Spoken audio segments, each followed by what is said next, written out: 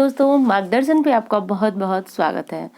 दोस्तों, गरीबी आने की कुछ बहुत छोटी-छोटी चीज़ें हैं जो कि हमारे घर में होती हैं और उनसे गरीबी आती है, या ये कहिए कि उन चीज़ों को हम अपने घर से निकाल ही नहीं पाते हैं। कारण चाहे जो भी हो, चाहे ये चीज़ें हो सकती हैं कि आप उन चीज़ों के बारे में जानते नहीं हो, या फिर जानते हुए आपका मोह हो जो उन चीज़ों को आपको अपने से दूर करने की नहीं कर रहा हो।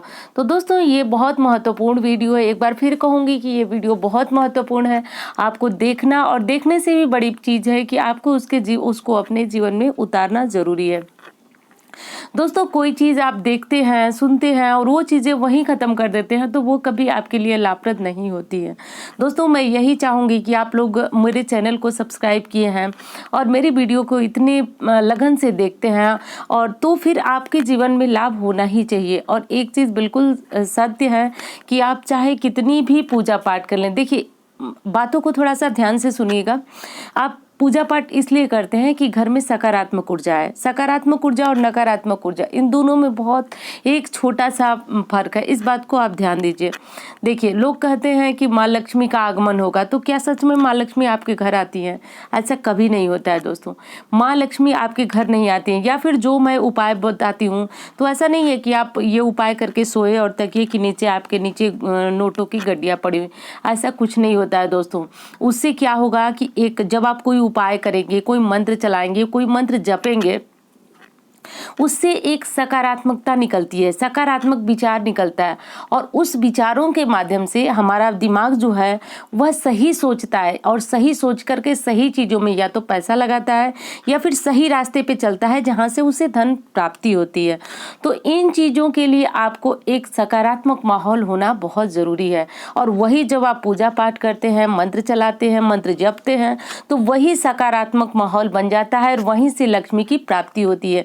कभी भी ऐसा नहीं होता है कि मैं या कोई भी कोई उपाय बताएगा आपको और आपके घर माँ लक्ष्मी जो है नोटों की बारिश करने लगेंगी। अब ये हो गई सकारात्मक माहौल की बात, सकारात्मक ऊर्जा। अब नकारात्मक ऊर्जा, तो आज मैं बताने जा रही हूँ कि देखिए, पूजा पाठ मंत्र सब कुछ आप चलाते हैं, तो बहुत सारे कमेंट भी आता है, मैं भी पढ़ती हूँ, आप लोग भी पढ़ते होंगे कि उसमें लिखा हुआ होता है कि वो लोग पूजा पाठ तो बहुत करते हैं पर फिर भी परेशान है, घर में पैसा बहुत आता है।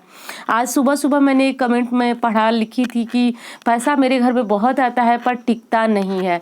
तो दोस्तों, ये कारण भी होता है, क्योंकि ये बहुत बड़ा कारण है। अगर आप धार्मिक प्रवृत्ति के हैं, सुबह स्नान करते हैं, पूजा पाठ करते हैं, दान करते हैं, और फिर भी पैसा आता है और आपके घर में रहता नहीं है, तो इन कारणों पे गौर कीजिए। तो मैंने जब उनसे पूछा तो उन्होंने बताया कि हाँ, ऐसा है उनके घर में। तो मुझे लगा कि ये बातें आप सबको जानना बहुत ज़रूरी है। जो लोग इस चैनल को सब्सक्राइब किए हैं उनको एक सही मार्गदर्शन मिलना चाहिए जिससे उनका जीवन सुखी हो। तो दोस्तों, अब बातें हो जाए कि वो कौन कौन सी चीज़ें हैं। आप अभी अपने दिमाग में बैठाइए, दिमाग दौड़ाइए कि कहीं ये गलतियां आपके घर में भी तो नहीं हो रही हैं। तो चलिए देखिए, सबसे पहली चीज़ दोस्तों कि टूटा हुआ कोई फर्नीचर आपके घर में नहीं होना चाहिए। देखिए, टूटी हुई चीज़ें हैं, फर्नीचर है, तो अगर आपको उनको इस्तेमाल में लाना है तो अति शीघ्र आप उसको सही करा लीजिए, सही करा करके और इस्तेमाल में लाइए। बाकी वो चीज़ें बिल्कुल अपने घर में मत रखिए। जैसे कि प्लास्टिक की कोई चेयर है, टूट गई है, उसका पैर नहीं है, तो फिर भी आप उसको स्टोर रूम में फेंके हुए हैं, ऐसा नहीं, ऐसा बिल्कुल मत कीजिए। आप 10-20 दिन रखिए, जब कोई कबाड़े वाला आता है उसको हटाइए, फेंक दीजिए, चाहे उसको बेच दीजिए, जो कीजिए। क्योंकि दोस्तों देखिए, वो चीज़ें हमारे घर में जितना माहौल हम अच्छा करने की कोशिश करते हैं, वास्तु दोष निवारण के लिए कुछ मंत्र चलाते हैं, नवग्रह निवारण के लिए मंत्र चलाते हैं, पूजा करते हैं, पाठ करते हैं, धूप देते हैं, वो सारी चीज़ें, उन सामानों से निकलने वाली जो नकारात्मकता होती है, वो नकारात्मक उन सारे हमारे पूजा पाठ वाले माहौल पे पानी फेर देती है। तो कभी भी इस प्रकार की चीज़ों को घर में नहीं रखना चाहिए जो कि नकारात्मक ऊर्जा को जो है वह संचय करें। दूसरी चीज़ें हैं दोस्तों, चप्पल। हमारे घरों में बहुत सारे चप्पल होते हैं, हम उनको इस्तेमाल करते हैं तब तक ठीक है, पर कुछ ऐसे चप्पल या जूते होते हैं जिनको आपको पहनना नहीं है, बहुत सालों साल से आप उसको पहने नहीं है, फिर भी मोहवश उसे रखे हुए हैं। तो या तो इन चीज़ों को आप किसी को दे दें या फिर उनको घर से हटा दें। चप्पलों को हटाने के लिए सबसे जो बेहतर दिन है वो शनिवार का दिन है। शनिवार के दिन आप इन चप्पलों को घर से हटा दें। मैं कहूँगी, आप अपने अगर पहने हुए चप्पल किसी को नहीं देते हैं तो ये बहुत अच्छा है। न दें यही अच्छा है। परिवार के सदस्य अगर एक दूसरे की पहनते हैं तो पहन सकते हैं, लेकिन आप इनको किसी को दान न दें। अगर जूते चप्पल देना है तो आप नए खरीद करके दान दें। तो जो चीज़ें आपके इस्तेमाल की नहीं है उनको बिना मोह के अति शीघ्र अपने घर से हटा दें। दूसरी चीज़ दोस्तों, मूर्तियाँ मूर्तियाँ हो गई या फिर कोई धार्मिक पुस्तक हो गई, अगर उनमें कोई भी किसी भी तरह का, जैसे कि टूट गई, फूट गई या बहुत छोटा भी अगर कोई मूर्ति है, बहुत छोटा सा उसमें कोई सुराख हो गया, तो वो मूर्ति जो है वह छिन्न मानी जाएगी, टूटी हुई मानी जाएगी। तो उस मूर्ति से भी आप मोह बिल्कुल मत कीजिए। कई बार देखा जाता है लोग अपने घर में जिन मूर्तियों से, जिस फोटो से पूजा करते हैं उसके प्रति काफ़ी मोह हो जाता है, आकर्षण हो जाता है, और उसके बाद वो टूटी हुई मूर्ति से भी पूजा करने लगते हैं। पर दोस्तों देखिए, शास्त्र का कुछ नियम है, उनसे पूजा करना हमारे लिए हानिकारक होता है, क्योंकि जैसे वो मूर्ति आपके द्वारा पूजित है वो आपको लाभ दे रही है, पर जैसे मूर्ति में छोटा सा सुराग हुआ या फिर वो मूर्ति छिन्न हुई, वैसे ही वो नकारात्मक ऊर्जा को जन्म देने लगती है। तो कभी भी इस प्रकार की मूर्ति की पूजा न करें, टूटे हुए फोटो की पूजा न करें।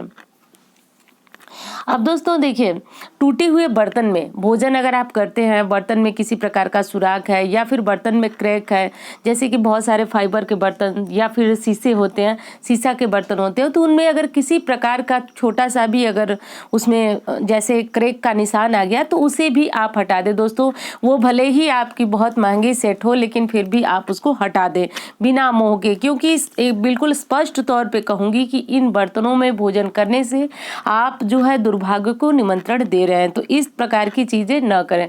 दोस्तों सोचने वाली बातें हैं, पहले जब इन बातों का न मतलब मैं बहुत छोटी थी, मुझे किसी प्रकार का ज्ञान नहीं था, शास्त्र का कुछ भी नहीं था, तो फिर मैं घर में देखती थी, अपने बुजुर्गों के द्वारा सुनती थी कि टूटे बर्तनों में खाना नहीं खाना चाहिए, इन सारी चीज़ों को। तो इसका रहस्य नहीं पता था कि आखिर इनसे होता क्या है। परंतु हाँ, ये चीज़ें जैसे जैसे समय बीतता गया, मैं पढ़ती गई किताब और जानकारी लेती गई, तो फिर मुझे ये लगा कि बातों में कितनी बहुत बड़ी गूढ़ की बातें हैं जिनको हम ध्यान ही नहीं देते हैं।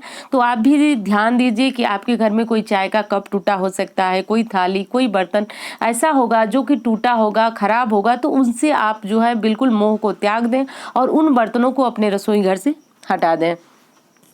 अब दोस्तों एक चीज़ और है कि देखिए, वस्त्र जब आप धोते हैं, वस्त्र धो करके कभी भी अपने बाथरूम में रात को न रखें, यानी गीले कपड़े किसी भी, चाहे धो करके रखें, चाहे जो है आप उसको बाल्टी में गीले वस्त्र रखे हुए हैं, तो इस बात को ध्यान रखें कि गीले वस्त्र कभी भी बाथरूम में न रखें। क्यों नहीं रखें? क्योंकि उससे आपका राहु ग्रह जो है वह खराब हो जाता है, और राहु ग्रह खराब होने से आपके जीवन में तमाम समस्याएं आती है। एक चीज़ और बता दूं दोस्तों, बहुत छोटी सी बात है, ध्यान दीजिए। ग्रह बिगड़ते हैं तो क्या होता है? देखिए, ग्रह इतना कुछ नहीं हमारे जीवन में कर पाते हैं जब तक वो हमारे मति पे, बुद्धि पे पत्थर नहीं डालते। ग्रहों का सबसे बड़ा काम यही होता है कि वो सबसे पहले हमारी मति को भ्रष्ट कर देते हैं।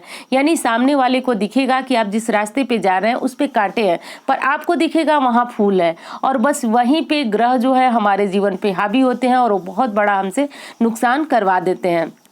तो कभी भी बाथरूम में गीले वस्त्र रख करके दिन के समय रखें आप, कोई दिक्कत नहीं है, लेकिन रात को शाम होते ही गीले वस्त्र आप, मैं तो कहूँगी कि गीले वस्त्र बाथरूम में छोड़े ही नहीं। अगर किसी कारण से आपको छोड़ना ही पड़ रहा है तो उस बाल्टी को आप उठा करके कहीं और रख लें, बाथरूम को बिल्कुल न रखें। दोस्तों ज्योतिष शास्त्र में तो ये भी कहा गया है कि बाथरूम को जो है जो लोग जितना अधिक साफ रखते हैं, परिवार में रहने वाले लोगों की स्वास्थ्य भी बहुत अच्छा होता है, और उससे मतलब ग्रहों का कनेक्शन होता है, और ग्रह बिगड़े नहीं, इसके लिए बाथरूम की साफ सफाई, उसमें गीले वस्त्रों को रखना भी उचित नहीं माना जाता है। अब एक और महत्वपूर्ण बात है दोस्तों कि दरवाजे, आपके घरों के दरवाजे, उनसे जब आप खोल रहे हैं, बंद कर रहे हैं, तो एक चरचराहट की आवाज़ आती है, तो वो आवाज़ बिल्कुल नहीं आनी चाहिए।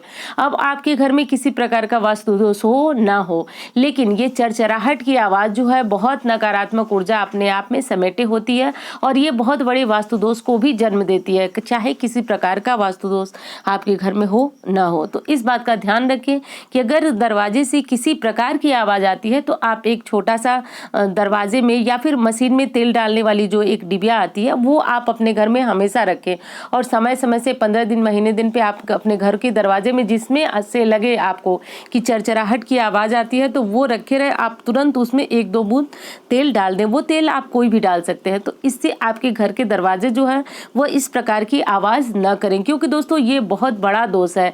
तो ध्यान दीजिए, घर के दरवाजे से खोलते बंद करते समय कभी भी चरचराहट की आवाज़ नहीं आनी चाहिए।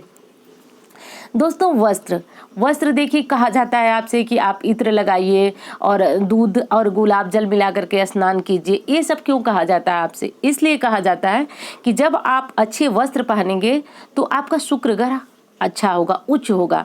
तो और वहीं पे अगर आप फटे हुए वस्त्र पहनते हैं, फटे हुए का मतलब कि कपड़े में छेद है या किसी तरह से वो कपड़ा जो है कि फटा हुआ है, गंदा है, तो आपके ये ग्रह जो है वह खराब हो जाते हैं। तब भी आप लाख पूजा पाठ करते हैं लेकिन आपको इसका लाभ नहीं मिलता है।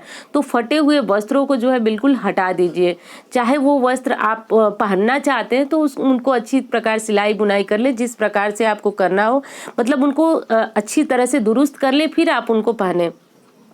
नहीं तो अगर वो पहनने लायक नहीं है और आपके पास नए वस्त्र हैं तो बिल्कुल इन वस्त्रों से मोह त्याग दें। मैं यही कहूँगी, कभी भी फटे वस्त्र को धारण नहीं करना चाहिए, क्योंकि जब आपके ग्रह शनि बिगड़ते हैं, राहु बिगड़ते हैं, केतु बिगड़ते हैं, तो आपसे कहा जाता है कि आप वस्त्र पहनकर जब अपने काम के लिए निकलें, या फिर गृहिणी हैं आप सुबह सुबह स्नान के बाद वस्त्र पहनती हैं तो आप इत्र लगाइए। क्यों लगाइए? क्योंकि इत्र लगाने से आपके शरीर की बहुत सारी नकारात्मक ऊर्जा जो है आपसे दूर भागती हैं और आप जो है वैभवपूर्ण ढंग से तैयार होती हैं, तो निश्चित रूप से सुख वैभव भी आपके घर आता है। तो इस बात पे ध्यान दीजिए कि कभी भी फटे वस्त्र हमको नहीं पहनना है। दूसरी और महत्वपूर्ण बात है दोस्तों, भोजन बनाते समय कभी भी आपको भोजन को चखना नहीं है। ध्यान दीजिए, देखिए बहुत सारे भोजन बनाते समय लोगों की आदत होती है कि खाना बनाते समय ले करके उसी में से और टेस्ट करते रहते हैं और खाना बनता रहता है। दोस्तों ये चीज़ कभी नहीं करना है। शिव पुराण में कहा गया है कि जो चाहता है अपने रसोई घर में कि अन्न धन का भंडार भरा रहे, तो अन्नपूर्णा ने कहा भोलेनाथ से कि आप जो है अन्न धन का भंडार भर दीजिएगा। तो भोलेनाथ ने कहा कि हाँ मैं भर दूंगा, जरूर भर दूंगा, लेकिन वहाँ बिल्कुल नहीं भरूंगा जहाँ पे गृहिणी जो है भोजन बनाते समय भोजन को चख रही हो। तो फिर आप भी इन चीज़ों से दूर रहें, भोजन बनाते हुए कभी भी टेस्ट नहीं करें। दोस्तों देखते हैं, आप भंडारे में भोजन बनता है और वो भोजन काफ़ी स्वादिष्ट होता है और वहाँ पे किसी प्रकार का वो टेस्ट नहीं किया जाए, स्वाद का जो जायका है वह भोजन बनने के बाद, भगवान को भोग लगाने के बाद ही खाया जाता है। तो आप भी कोशिश कीजिए कि माँ अन्नपूर्णा का नाम लेकर के भोजन बनाइए। निश्चित रूप से आपके द्वारा भोजन बनाए गए में जो आपने भोजन बनाया उसमें माँ अन्नपूर्णा का वास होगा, तो भोजन काफ़ी स्वादिष्ट होगा। तो कभी भी आप ध्यान दीजिए कि रसोई घर में चीज़ों को बनाते हुए लेकर के चखना बंद कर दीजिए। दूसरी चीज़ है कि गौ की सेवा जरूर करें। दोस्तों गौ की सेवा करने से आपके जीवन में आ रही धन संबंधी समस्याएं दूर होंगी और उसके साथ साथ दोस्तों कलयुग में माना गया है कि धन का आधिपत्य जो है गौ माता की सेवा से हमें प्राप्त होता है। तो गौ माता की सेवा अगर बहुत आपके पास नहीं है तो फिर बहुत सेवा कर पाना मुश्किल है। तो आप कोशिश कीजिए कि गौ के लिए कम से कम घर की एक रोटी जरूर निकालिए। कभी मौका मिले तो गौशाला जाइए, उनको चारा खिलाइए, जितना हो सकता है आप उतनी सेवा जरूर करें। तो इस बात को ध्यान रखें अपने जीवन में, तो निश्चित रूप से आप अपने घर में आने वाली गरीबी से जो है पार पाएंगे, निश्चित रूप से उससे निपट पाएंगे। दोस्तों उम्मीद करती हूँ वीडियो आपको बहुत अच्छी लगेगी। मिलती हूँ इसी तरह की वीडियो के साथ। धन्यवाद।